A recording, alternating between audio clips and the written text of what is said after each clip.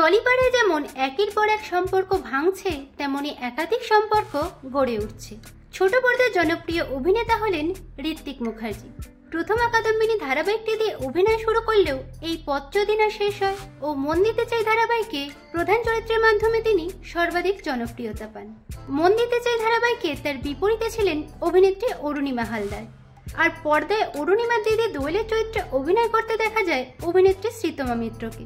ধারাবাহিকের সেটেই অভিনেত্রী শ্রীতমা মিত্রের সঙ্গে পর্দার সোমরাজ ওরফে ঋত্বিক মুখার্জির প্রেমের সম্পর্ক নিয়ে বেশ চর্চা হয়, কিন্তু সময়ের সঙ্গে সঙ্গে তাদের মধ্যে দূরত্ব তৈরি হয়েছে, আর সেই চর্চাও ধীরে ধীরে বন্ধ হয়েছে। এরই মাঝে শোনা যাচ্ছে অভিনেতা ঋত্বিকের জীবনে এসেছে নতুন প্রেম। কিছুদিন আগে সমুদ্রের ধারে এক সুন্দরীর সঙ্গে ঋত্বিকের রোমান্সের দৃশ্য দেখে অনেকেই ধরে নেন বাস্তবেই তিনি প্রেম করছেন, যদিও সেটা মিউজিক ভিডিও শুট বলেই পরে জানা গেছে।